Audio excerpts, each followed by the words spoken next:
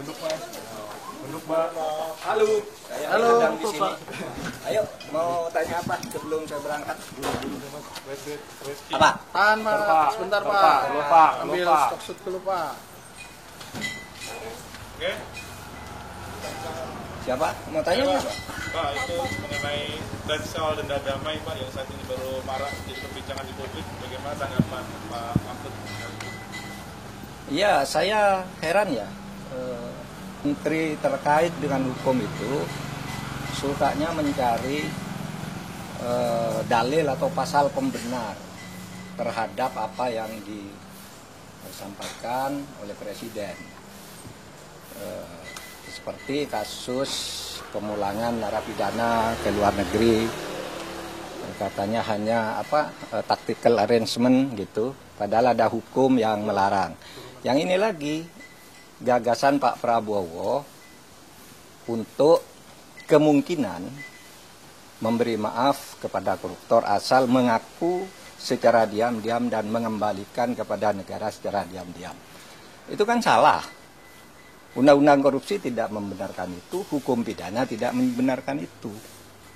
Lalu menterinya mencari dalil pembenar, itu kan ada di undang-undang kejaksaan, denda damai. Denda damai itu hanya untuk tindak pidana ekonomi sesuai dengan undang-undang tentang bea cukai, undang-undang perpajakan dan undang-undang kepabeanan. Nah, di situ kalau ada orang melanggar pajak atau bea cukai, itu tawar-menawar dulu. Oh, kamu seharusnya bayar 100 miliar, kok hanya membayar 95. Nah, sekarang yang 5 ini dikalikan berapa? Itu namanya denda damai. Dan itu jelas. Ada mekanismenya, yaitu dibuat oleh instansi terkait, dalam hal ini Kementerian Keuangan, lalu minta izin Kejaksaan Agung. Minta izin ke Jaksa Agung. Jelas tuh prosedurnya, angkanya jelas, tidak diam-diam. Nah, sekarang dinaikkan kewenangan ini, Jaksa Agung boleh menerapkan denda damai tanpa usul dari instansi terkait. Tetapi itu tetap tuh undang-undang tindak pidana ekonomi, yaitu untuk kepabeanan, untuk pajak, dan untuk tadi bea cukai. Itu diatur di dalam pasal 35 Undang-Undang Kejaksaan Agung yang terbaru. Dan itu jelas di dalam pasal 35 dan penjelasannya itu hanya untuk tindak pidana ekonomi tertentu. Korupsi tidak masuk di situ. Oleh sebab itu, menyongsong tahun baru nih, mari ke depannya jangan suka cari-cari pasal untuk pembenaran, itu bahaya. Nanti setiap ucapan Presiden ditarikan dalil untuk membenarkan, itu tidak bagus cara kita bernegara. Hukum seperti apa yang akan timbul ketika denda damai ini dipaksa diterapkan? Ya enggak tahu, kalau saya sih membayangkannya nanti akan banyak orang korupsi, diam-diam sesudah akan ketahuan mengaku. Gitu kan? Sesudah akan ketahuan mengaku. Kan Pak Prabowo inginnya sebenarnya ya, agar aset negara tidak hilang. Aset recovery namanya kalau itu di konvensi PBB. Itu dibenarkan aset recovery itu. Tetapi yang termudah agar tidak terjadi diam-diam penyelesaiannya. Dulu saya sudah pernah mengusulkan loh. Tahun 2001 ketika saya Menteri Kehakiman, lalu saya tulis lagi usul itu di dalam buku saya yang terbit tahun 2003, judulnya Setahun Bersama Gus Dur. Mari kita maafkan aja gitu, tapi terbuka seperti yang dilakukan oleh Afrika, jangan diam-diam gitu. Nah, ini diam-diam gimana caranya? Siapa yang bertanggung jawab? Lapor kepada siapa yang mengumumkan siapa? Apakah yang bersangkutan minta damai itu mau diumumkan namanya?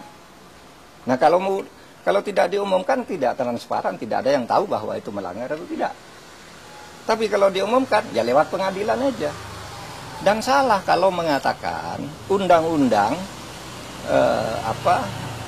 untuk mengembalikan aset itu tidak ada jalannya. Kalau mau ya undang-undang perampasan aset diberlakukan aja, undang-undang perampasan aset yang sudah disetujui oleh DPR sama pemerintah dulu, tapi lalu macet di DPR.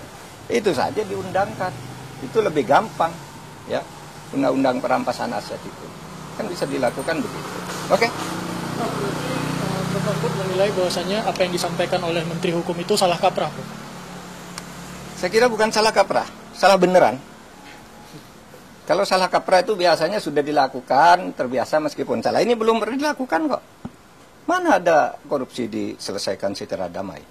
Itu korupsi baru, namanya kolusi. Kalau diselesaikan secara damai. Dan itu sudah sering terjadi kan? Diselesaikan diam-diam antar penegak hukumnya yang ditangkap. Kalau menyelesaikan diam-diam, kan banyak tuh yang terjadi. Jaksa, polisi, hakim masuk penjara kan mau menyelesaikan diam-diam. Iya toh? Itu sama aja. Oke.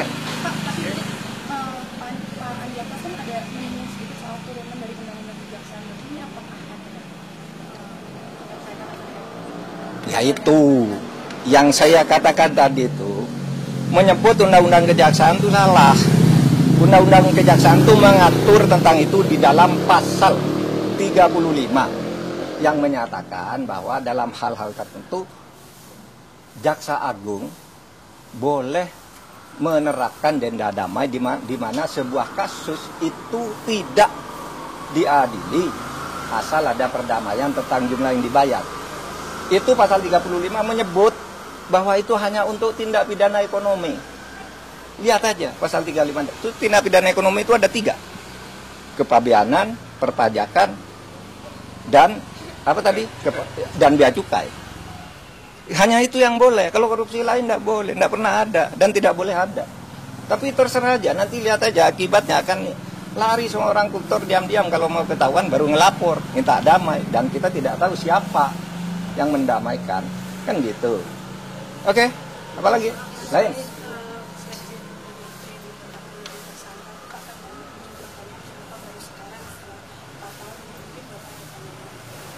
Enggak, saya tidak punya pandangan. Itu wewenang KPK, wewenang penegak hukum. Biar dipertanggungjawabkan secara hukum, secara transparan. Kalau itu dianggap politik ya silakan aja dipertanggungjawabkan kepada publik. Yang lain? Prof, kan tadi Prof udah nyinggung ya di Instagram bahwa uang denda sama uang penggantinya itu cuma sekian persen dan pidana penjaranya juga sangat kecil ya gitu dari konstruksi hukum yang 300 triliun korupsi merugikan negara gitu.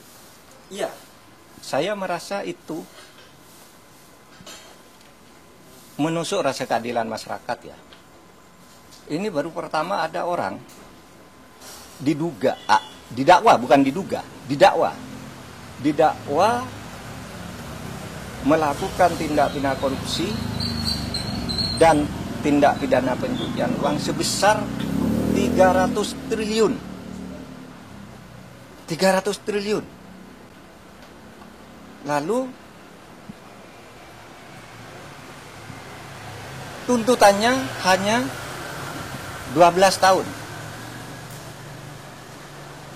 Dengan uang yang tadi 300 triliun itu dikembalikan hanya 210 miliar. Ditambah denda 1 miliar. Itu sungguh menusuk rasa keadilan. Karena apa? 6,5 tahun itu kok kecil sekali bagi orang yang menggarung kekayaan negara. 300 triliun hanya diambil 210. Lalu ada yang mengatakan, Pak itu 300 itu kan potensi. Bukan potensi. Itu sudah disampaikan bahwa itu kerugian keuangan negara. Bukan kerugian perekonomian negara. Kalau kerugian perekonomian negara itu potensi. Termasuk gaji, termasuk apa gitu yang diduga merugikan perekonomian. Ini uang negara menurut Jampitsus Febri Diansyah. Resmi pada waktu itu malah menyebut ini bukan kerugian ekonomi negara, tapi keuangan negara. Artinya uang konkret yang dicuri dari negara. Sesudah dihitung lagi jadi 300 triliun. Hanya dikabulkan perampasannya 210 ditambah denda 1 miliar berarti 211. Ini sungguh tidak adil. Coba Anda ambil contoh Beni Cokro. Hukumannya seumur hidup, asetnya dirampas. Ratusan miliar oleh Kejaksaan Agung. Henry Surya semula dibebaskan di pengadilan negeri. Kita tidak terima. Langsung kasasi atau dituntut lagi dari kasus lain. Naik. Ya. Si Henry Surya ini semula bebas, kita langsung ke kasasi menjadi 18 tahun penjara. Hartanya juga diambil. Sudah disita oleh kepolisian lebih dulu. Atau Surya Darmadi. Itu divonis hitungan kerugian nih ekonomi nih, yang ekonomi nih bahkan. Hitungan ekonomi negara rugi 39 triliun. Dituntut oleh jaksa 39 triliun dengan denda 2 miliar sehingga menjadi 41 triliun. Dikabulkan oleh pengadilan negeri. Tetapi naik banding tetap kena 2 triliun. Hanya uang kecil loh, kena 2 triliun. Ini 300 triliun kena hanya 250 miliar. 250 miliar dari 300 triliun itu berapa? 0,007%. 0,007%. Tidak sampai separuh. Tidak sampai setengah persen. Anda bayangkan itu. Nah, oleh sebab itu, menurut saya, kejaksaan nampaknya kurang konsisten juga. Mengapa menyebut dakwaan 30, kok kemudian tuntutannya 250? Kan terlalu jauh, meskipun sesudah dihitung ulang oleh pengadilan, terlalu jauh itu. Berarti kalau dari 350 jadi ini berarti seluruh dakwanya itu agak hoax, gitu ya, agak tidak tepat. Nah itu supaya diingat bahwa kita mau mengembalikan aset sekaligus memberikan hukuman yang setimpal. Apapun alasannya, itu hukum yang berlaku dan itu sudah didiskusikan lah soal denda damai, soal kembalian aset sudah didiskusikan semua dan sudah ada undang-undangnya di tempat kita. Apalagi? Di kasus itu masih ada cara untuk memulihkan rasa keadilan itu, Prof? Ada. Kalau Kejaksaan Agung mau konsisten ada dong. Karena dulu pernah terjadi pada Henry Surya. Terjadi pada Yan Darmadi. Ketika hanya mau didenda, kami usul ini pengadilan. Kena kan 2 triliun dan penjara 16 tahun. Nah, kalau ini mau dilakukan, bisa naik banding lagi. Tapi tetap aneh bagi saya kalau dakwaannya 300%, bisa naik banding lagi. Kalau dibanding kasasi lagi, bisa PK lagi. Tapi sementara selama ini, kan belum inkrah semuanya. Itu masih bisa dilakukan. Meskipun kasus ini kan agak aneh ya. Ada unsur politisnya kan. Ketika ditetapkan si Harvey itu sebagai tersangka, kan ada berita kantor Kejaksaan Agung dikepung. Ya kan? Lalu Jaksa Agung memberi penjelasan diintervensi oleh Brimob atau apa gitu kan, Jaksa Agung ngomong di televisi ya. Lalu analisis di luar itu sebenarnya bukan penangkapan terhadap mafia nikel, tetapi apa? Itu upaya pergantian penguasa mafia sehingga yang lama dihantam agar ganti gitu. Tapi hukumannya tidak sungguh-sungguh. Analisis itu pernah muncul. Saya baca itu dari pernyataan terbuka Pak Ansat Mbai, mantan kepala BNPT ya waktu itu. Dulu zaman saya Menhan dulu dia kepala BNPT, tapi dia berbicara dalam konteks ini Pak, ini kan hanya pergantian aja. Sehingga kelihatannya tidak sungguh-sungguh atau takut. Nah, ini tantangan. Tahun baru ini tantangan. Anda mau bersikap apa terhadap ini? Apalagi?